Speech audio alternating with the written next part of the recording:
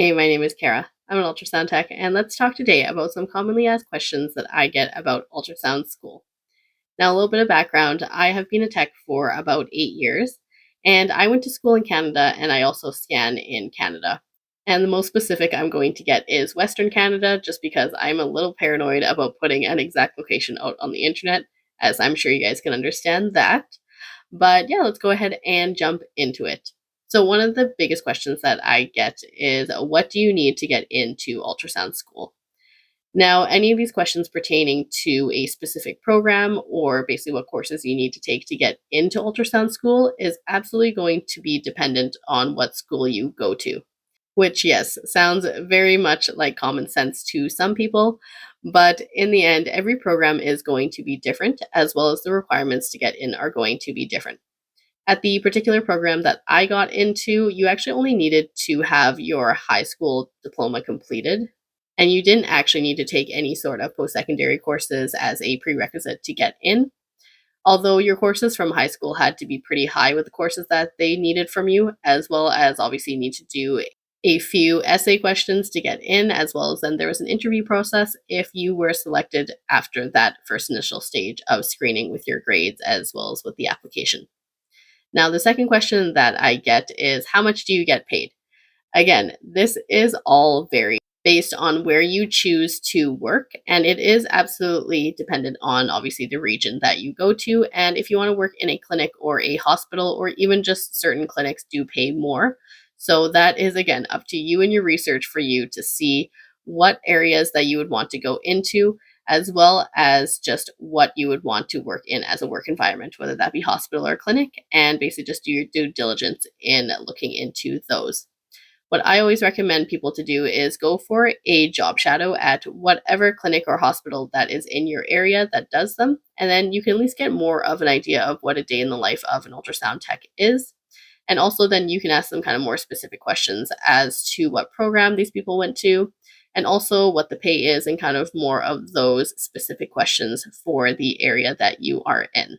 Another question that I always get is how long the program was. So, with the program that I went to, it was almost 3 years. I believe in the end it was like a little over 2.5 years, but we only got about 2 months, I believe, off in the summertime our first year, and then we only got 2 weeks off in the second year. So, I like to think of it as we essentially went straight through. And with other programs, I know that it's more of a 4 year degree program, while mine was more of an accelerated 2.5 year diploma program. This to me felt really, really great and it worked for me and my lifestyle just because I did go to university before I got into the school that I went to for ultrasound.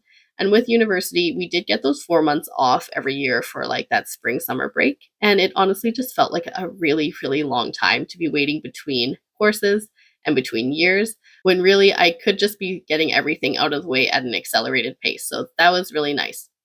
Now, the program itself was extremely competitive. I believe we had over 1,200 qualified applicants and only about 28 seats in my program. Well, actually, there was just 28 seats in my program. Four of them were reserved for students from another province, so technically we only had 24 seats for the province that I was in. And I have spoken to people that have applied to this program multiple times and still have not gotten in. So for myself, I did apply only once to the program and I got in on my first try, which I feel really, really thankful for. But not only is the program really competitive to get into, it is also really hard work. I like to think of myself as a fairly book smart person. Everyone in my program was quite smart. Obviously, you needed the grades and the interview process to be able to get into the program, but it was so difficult. You are cramming in so much information in such a short amount of time, along with clinicals. And also with my program, I did both a generalist and cardiac program combined, which means that I am both a generalist sonographer as well as a cardiac sonographer. So I can essentially scan everything that you can think of, and I also do some vascular stuff as well. So trying to squeeze all of that didactic information as well as with clinicals just in a short amount of time, I really don't know how I was going to make it at some points in that program because there was so much info being thrown at us at one time.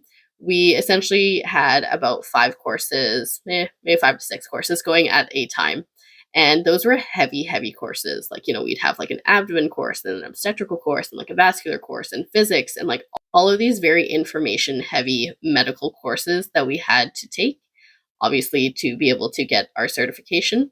And it'd be fine if it was just one course at a time. That's fine. But when you have like six, seven, eight finals at a time and midterms at a time because of all your courses, that was where it got really, really overwhelming. Luckily, the program that I took, we had really supportive instructors and we were able to get a lot of time to scan as well as just a lot of time to ask questions. And we all developed a really strong bond with each other, which was great.